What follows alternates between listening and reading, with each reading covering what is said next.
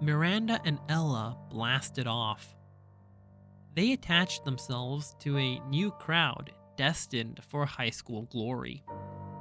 After a week of painful lunches where all they would do was talk about people that didn't interest me, I decided to make a clean break for it. They asked no questions. I told no lies. We just went our separate ways. I didn't even mind after a while. I stopped going to lunch for about a week though, to make the transition easier. To avoid the fake, "Oh shoot, there's no room for you at the table, Olivia." It was easier just to go to the library and read. I finished War and Peace in October. It was amazing. People think it's such a hard read, but it's really just a soap opera with lots of characters. People falling in love, fighting for love, dying for love. I want to be in love like that someday.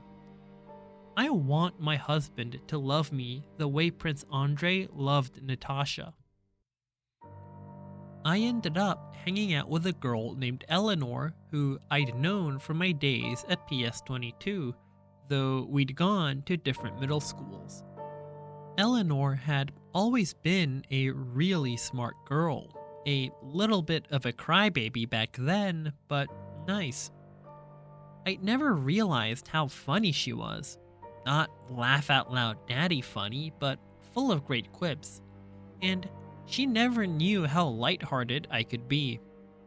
Eleanor, I guess, had always been under the impression that I was very serious. And as it turns out, she'd never liked Miranda and Ella. She thought they were stuck up. I gained entry through Eleanor to the Smart Kids table at lunch. It was a larger group than I'd been accustomed to hanging out with and a more diverse crowd.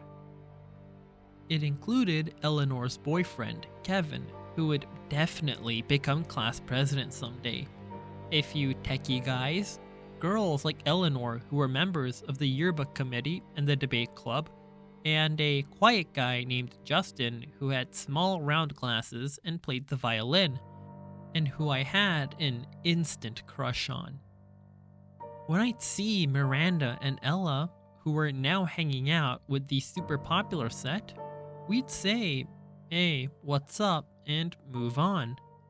Occasionally, Miranda would ask me how August was doing and then say, "Tell him I say hello." This I never did. Not to spite Miranda, but because August was in his own world these days.